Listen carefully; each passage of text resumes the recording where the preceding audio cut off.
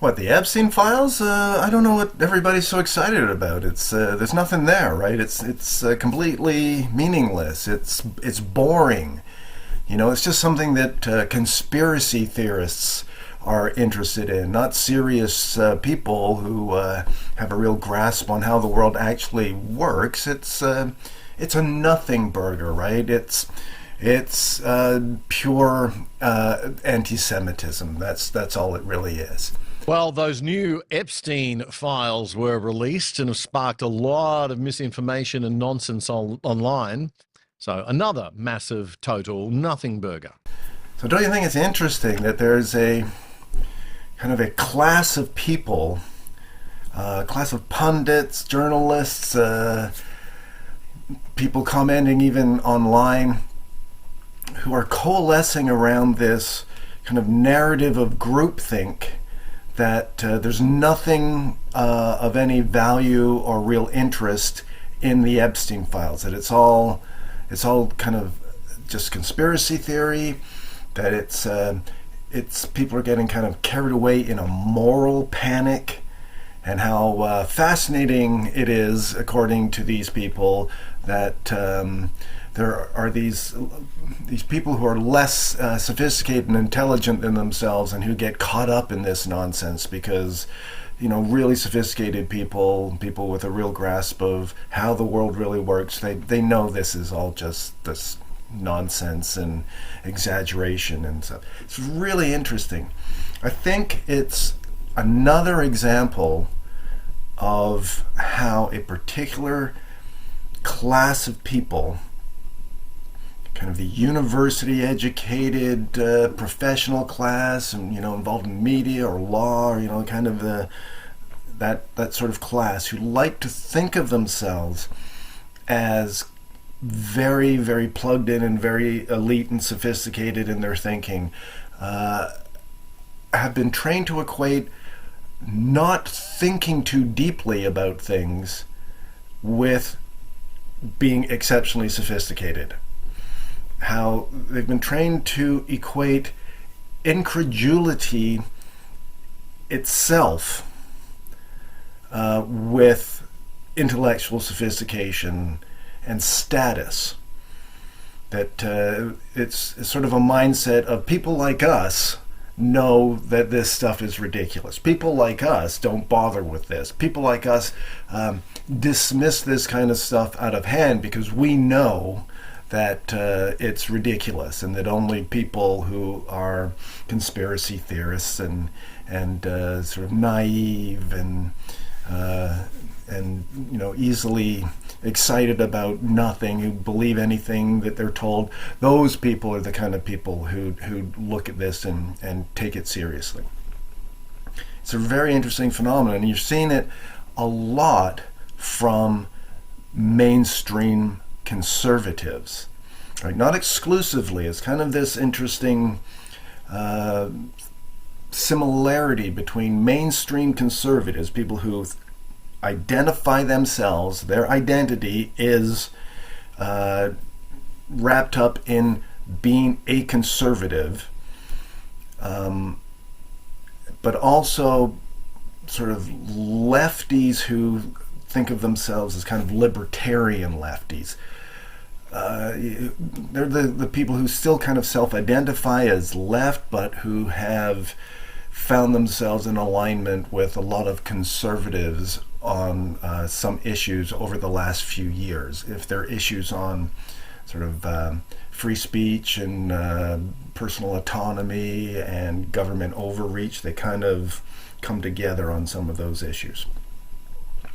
So examples of this would be the National Post, which is a conservative leaning newspaper in Canada, recently publishing an article by Brendan O'Neill, who is one of those libertarian leftists from the UK.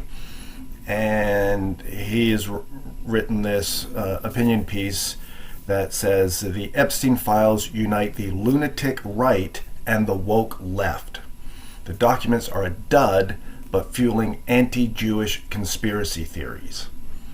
And if you read his opinion piece, it is all from the perspective that this is anti-Semitism. You have Claire Lehman, the founder of the online conservative website and magazine Quillette, and she recently posted this comment: "Am I the only person who finds the Epstein story incredibly boring?" Incredibly boring. Now, it could be a lot of things, but incredibly boring it isn't. And so to me, this is an example, a clear example of that phenomenon of someone trying to distinguish themselves as kind of above the fray. I'm not one of these people who find these stories about international pedophile rings and trafficking of humans and connections to Mossad and more and more extreme and the royal family and yeah, I'm above that. This is just fodder for the ignorant masses. She also published an article that she wrote on Quillette. The article was called Epstein Mania on the Digital Borderlands, and in this article she equates witch trials to the public response to what's going on with the Epstein Files, and she characterizes it as the new moral panic. And her colleague at Quillette, who also used to write for the National Post, John Kay, he defends her by saying this: "This should be obvious if, like Claire Lehman, you say the Epstein fixation is overdone. You're not downplaying Epstein's crime. Rather, it means you're tired of watching cynical wingnuts selectively scour the Epstein files to inflict culture war hit points against their enemies." So again, if you don't find the Epstein files to be boring, as the very sophisticated and intellectually mature person Claire Lehman, then you're a cynical wingnut. You have Michael Shermer, the professional alleged skeptic, whose skepticism has always taken the form of reification of the status quo and conventional thinking, praising the article in Quillette by Claire Lehman by saying it's an excellent article on the causal explanations for witch trials and applications to current events related to the Epstein files. And again, moral panics are fascinating psychosocial phenomena. Again, here is Coleman Hughes on his podcast talking to, again, as I understand, I think another someone who would think of themselves as a left-wing but libertarian journalist. And again, we get this thing about moral panic, right? So there's a narrative being formed here, right? And it's a narrative that is encouraging the perception of this as being something that should be dismissed if you are to think of yourself as not susceptible to moral panics. If you think of yourself as among the sophisticated, educated class who really grasp how the world works, and we know that this kind of stuff is just tawdry gibberish. It's not very important stuff. So dismissing it is an indication of how sophisticated you are as a person, as a thinker, as a professional in media or in one of these high status professions. Again, and I think this is how the world is kind of divided now in some way, right? And when people are confronted with information and claims that in some way challenge our perception of what is supposed to be normal, and challenges the stability, the solidity of our institutions and of our worldview, people react in one of two ways now. They fall into one of two categories. One category is they react by saying, that can't be true. And the other category is, I wonder if that's true. And the people in the first category tell themselves that anything other than their "it can't be true" response means you believe anything you're told, that you are too credulous. This isn't actually the case, right? The alternative to dismissing things out of hand isn't believing anything you're told, right?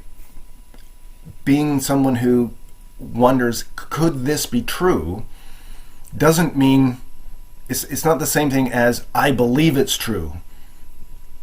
But that's how people in that first category, in this category, have been trained to equate incredulity with sophistication.